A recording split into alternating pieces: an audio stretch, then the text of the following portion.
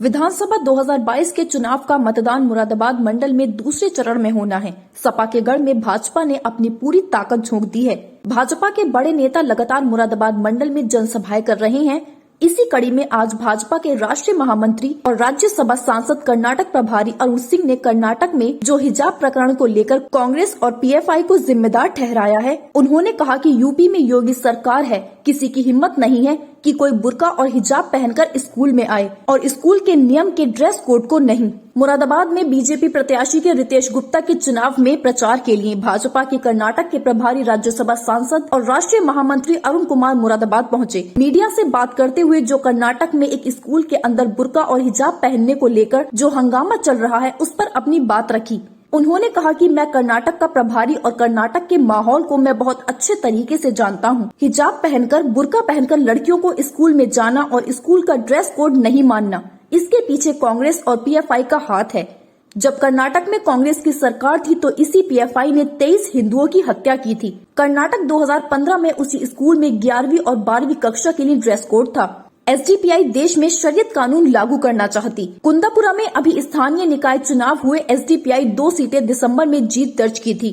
SDPI का कहना है कि देश में शरीयत कानून लागू करो, जिसके इशारे पर जब दोबारा स्कूल खुले, एक लड़की को बुर्का पहनाकर स्कूल में भेज दिया। अगले दिन एसडीपीआई के इशारा 5 लड़कियां और हिजाब पहनकर स्कूल में आ गयीं। फिर अगले दिन 5 से अधिक और लड़कियों ने मीडिया को बुला करके हिजाब पहन करके इंटरव्यू दिया। उनका मुख्य उद्देश्य यह था कि कर्नाटक में किस प्रकार से जो इस्लामिक कट्टरता उसको स्कूल में भी लागू किया जाए। बुर्का पहन सड़क पर रहो, कोई दिक्कत नहीं है, लेकिन स्कूल प्रांगण विद्या मंदिर है। जब स्कूल के अंदर ड्रेस तो मानो, सभी को ड्रेस मानना चाहिए। कर्नाटक सरकार ने उस पर प्रतिबंध लगा दिया। उसके बाद कांग्रेस के लोगों ने इस मुद्दे को उठाया है। यूपी में योगी सरकार है, किसी की हिम्मत नहीं कि बुर्का या हिजाब पहने, स्कूल की ड्रेस नहीं। अरुण कुमार ने कहा कि जो समाजवादी की मानसिकता है वही कांग्रेस की मानसिकता है। अपनी राजनीति से, तुष्टीकरण की राजनीति से, दूषित राजनीति से स्कूलों को भी दूर नहीं रखा। हमें पूरा विश्वास है कि उनके मंसूबे कभी भी पूरे नहीं हो पाएंगे, अपने लक्ष्य को प्राप्त नहीं कर पाएंगे। कर्नाटक सरकार ने भी उस पर रोक लगा दी है। उत्तर प्रदेश में तो हिम्मत ही नहीं है कि बुर्का पहन करके स्कूलों में जाओ और स्कूल का ड्रेस कोड नहीं मानो। ये योगी की सरकार है। देखिए, ममता बनर्जी जी चुनाव जीतने के बाद उनको लगता है कि वह प्रधानमंत्री की कुर्सी के लाइन पे हैं। बहुत सारे लोगों को ऐसा ख्वाब आया था। आपको ध्यान होगा कि जब बसपा चुनाव जीती थी तो मायावती जी भी यही सोच रही थी। जब समाजवादी पार्टी में अखिलेश यादव जी मुख्यमंत्री बने तो भी मुलायम सिंह जी को प्रधानमंत्री बनाने के ख्वाब चलने लगे थे। तो ये सब ख्याली ख्वाब है। और समाजवादी पार्टी के नेता अखिलेश यादव जी और टीएमसी के नेता जो ममता बनर्जी जी, दोनों का ख्याली पुलाव है। और कभी एक ख्याली पुलाव जो है वह सत्य नहीं होने वाला है। देखिए, अखिलेश जी के समय में खजाना खाली था, सरकारी खजाने पे लूट हो गई थी। सैंड माफिया, बालू माफिया से लेकर के सभी माफियाओं को बोलबाला था। सरकार के खजाने में पैसा ही नहीं जाता था तो अखिलेश तो कुछ कर ही नहीं सकते थे। नंबर 1, अखिलेश यादव जी की सरकार थी तो नोएडा विकास बोर्ड उन्होंने बनाया था, लेकिन नोएडा का तो विकास नहीं हुआ था। वहाँ के अधिकारी और समाजवादी पार्टी खूब विकास हुआ। वही अखिलेश यादव जी अब कह रहे हैं कि व्यापारियों के लिए हम कल्याण बोर्ड बनाएंगे। अगर वो कल्याण बोर्ड, पहले तो मनसूबा साबित नहीं होगा, बनेंगे ही नहीं मुख्यमंत्री। और उनके देह है कि कल्याण बोर्ड बना करके समाजवादी पार्टी के कार्यकर्ता कल्याण अपना कर सके। दूसरी बात, एक और कहते हैं कि हम भर्ती में 33% महिलाओं को आरक्षण देंगे। अरे, यही अखिलेश यादव थी। मुजफ्फरनगर, सहारनपुर में लड़कियां घर से निकलती नहीं थी, आज महिलाओं की बात करते हैं। अखिलेश यादव जी की सरकार थी तो कुछ नहीं की और वो कुछ कर भी नहीं सकते, क्योंकि उनकी सोच ही कुछ नहीं है। और जब उनकी सरकार बनती है तो इस प्रकार से लूट खसोट माफिया लोग इकट्ठे हो जाते हैं कि सरकार का खजाना खाली हो जाता है। जो मैंने स्थिति देखी कि भारतीय जनता पार्टी के पक्ष में लहर है, और मुझे स्पष्ट लग रहा है कि 2017 से अधिक प्रचंड जीत के साथ पार्टी आगे बढ़ रही है। योगी जी के नेतृत्व में सरकार बनने वाली है।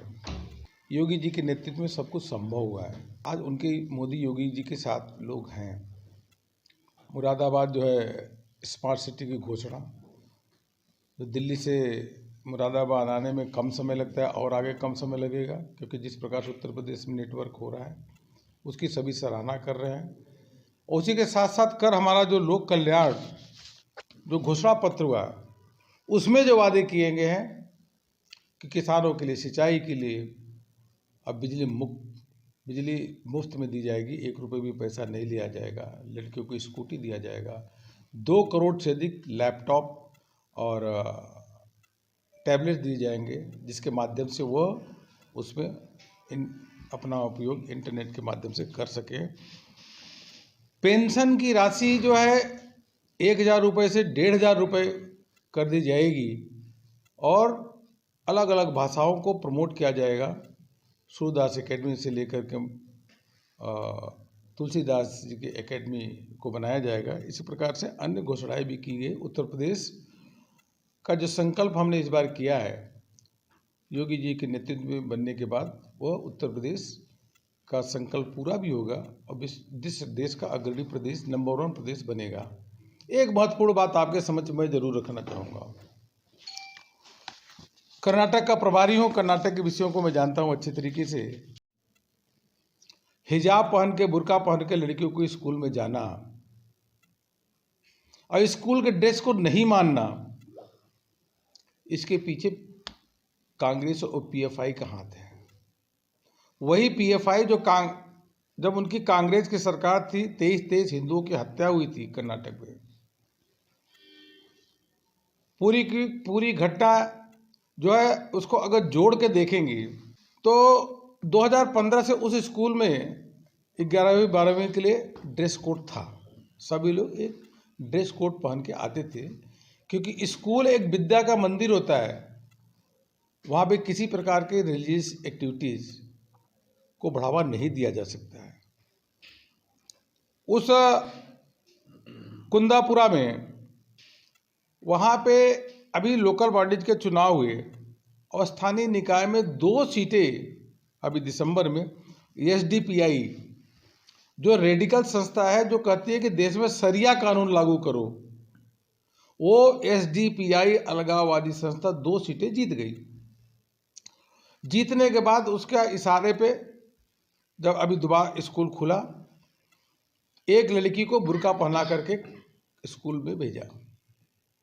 स्कूल के प्रिंसिपल ने कहा कि 11वीं 12वीं के हमारे ड्रेस कोड है, पहले से ड्रेस कोड आ रहे हैं,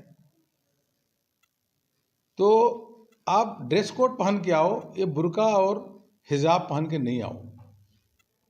अगले दिन एसडीपीआई का ही चूंकि पीछे से इशारा था, 5 लड़कियां फिर बुर्का पहन करके, हिजाब पहन करके स्कूल में आ गई। कुल मिलाकर के 1000 वहाँ पे लड़कियां पढ़ती हैं, 100 मुस्लिम लड़कियां हैं और 900 हिंदू लड़कियां हैं। सब ने ऑब्जेक्शन किया। फिर अगले दिन 5 से 5 लड़कियां, 5 से अधिक 1-2 जुड़ गई, वह मीडिया को बुला करके हिजाब पहन करके वो इंटरव्यू दी और उनका मुख्य उद्देश्य ये था कि जो कर्नाटक में चूंकि कांग्रेस की सरकार नहीं, भारतीय जनता पार्टी की सरकार है, कर्नाटक में किस प्रकार से जो इस्लामिक कट्टरता है उसको स्कूल में भी लागू किया जाए। हम कहते हैं बुर्का पहन के आओ, हिजाब पहन के आओ, सरकार भी यही कह रही है कि सड़क पर रहो ना, कोई दिक्कत नहीं है, लेकिन स्कूल प्रीमिसेस विद्या मंदिर में अब जब आप घुसते हो तो उसके अंदर आप स्कूल का ड्रेस तो मानो, सभी को ड्रेस मानना ही चाहिए।